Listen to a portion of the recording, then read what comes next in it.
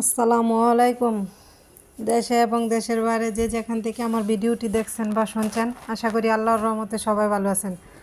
আলহামদুলিল্লাহ, আমরাও কিন্তু ভালো আছি। তো এই তো শীতের সকাল, বেলা কিন্তু মোটামুটি অনেকটুকু হয়ে গেছে, তাও কীরকম কুয়াশা চারদিকে।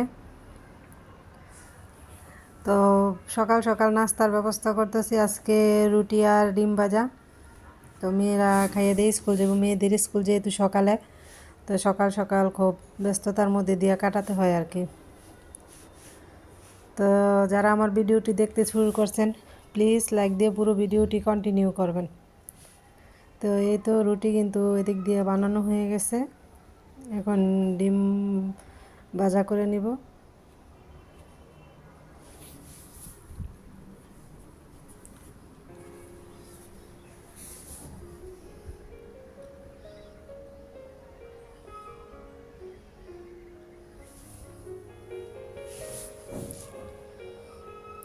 তো ডিমটা কিন্তু আমার মেয়ে বাজ্যা নিতেছে, ওকে বলছিলাম যে পেঁয়াজ মরিচ খাইতে ডিম ভাজো, তো একসাথে 3টা ডিমই দিয়ে দিছে, যে আম্মু আলাদা আলাদা করতে পারবো না, একসাথে দিয়ে দিই 3জনেরটা।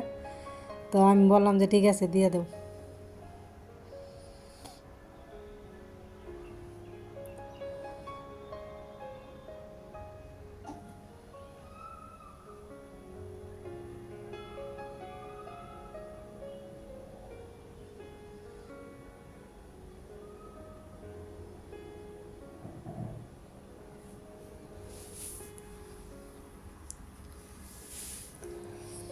তো আপনাদের যাদের কাছে এরকম লাইফস্টাইল ব্লগ ভালো লাগে, তারা চাইলে কিন্তু আমার চ্যানেলটি ভিজিট করে দেখতে পারেন। যদি প্লিজ ভিডিওর কোনো একটু অংশ ভালো লেগে থাকে, একটা লাইক দিয়ে পুরো ভিডিওটি কন্টিনিউ করবেন। চ্যানেলটা সাবস্ক্রাইব করবেন, নোটিফিকেশান অন করে রাখবেন, যাতে ভিডিও ছাড়ার সাথে সাথে আপনাদের কাছে পৌঁছে যায়, মূল্যবান সময় বের করে দেখে নিতে পারেন। আর যারা এই কাজটি করে নিয়েছেন, তাদেরকে অসংখ্য ধন্যবাদ। তো এই দিক দিয়ে কিন্তু নাস্তা খাওয়া শেষ, এখন আমি মেয়ের নিয়ে স্কুলে যাব। তো এই তো মেয়ের নিয়ে স্কুল যাইতেছি, দোকানপাট সব বন্ধ এত সকাল সকাল।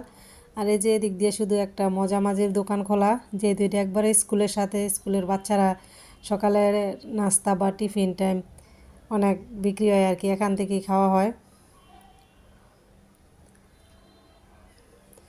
তো এই তো কিছু কোয়েল পাখির ডিমও নিয়ে আসলাম আসার সময়। আর এদিক দিয়ে দুপুরে রান্নার সব ব্যবস্থা করে নিলাম, গুছগাছ করে নিলাম। তো আমার বোন যে আনছিল শাকসবজি, ওইগুলো নিয়ে নিয়ে নিছি। তো আমার বোন অনেক শাকসবজি আনছে, এগুলো দিয়া বেশ কয়েকদিন চলে যাবে আমার। তো প্রথমে আমি লাল শাকটা ভাজি করে নিতেছি।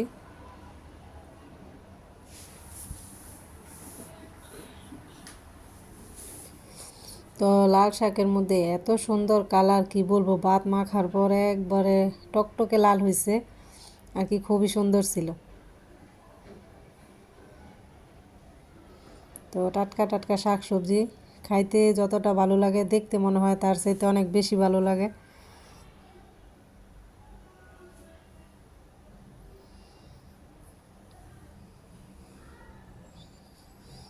তো আমার শাক রান্নাটা কিন্তু একেবারে শেষের দিকে।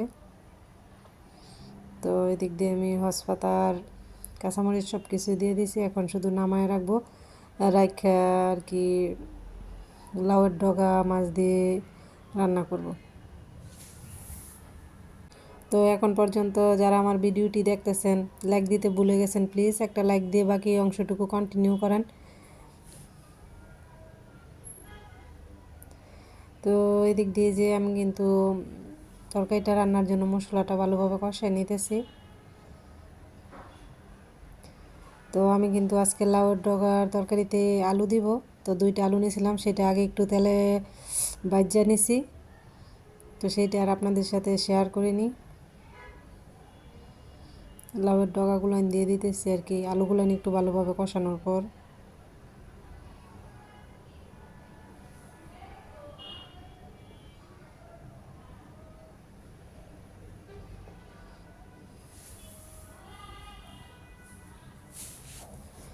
তো লাউয়ের ডগা খাইতে কিন্তু খুবই পছন্দ করি, লাউয়ের ডগা, লাউ শাক আর কি লাউয়ের সব কিছুই খাই, খুবই ভালো লাগে আমার কাছে।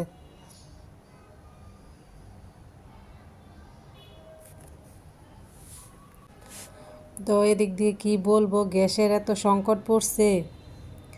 তো গ্যাসের জন্য গেছিলাম, বলতেছে যে গ্যাস নাই, গ্যাসের বোতল আনলে নাকি 2,500 টাকার মতো লাগবো।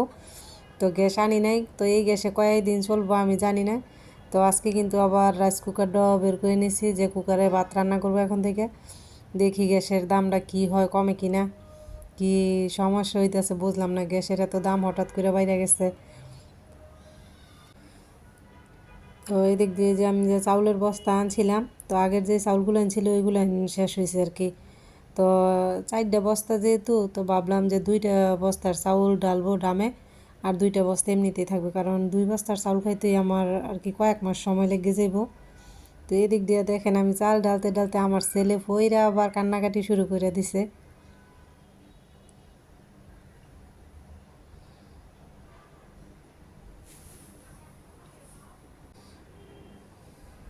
তো এই তো চাউল গেলেন খুবই সুন্দর, একবারে ফ্লাওয়ার চাউলের মতো।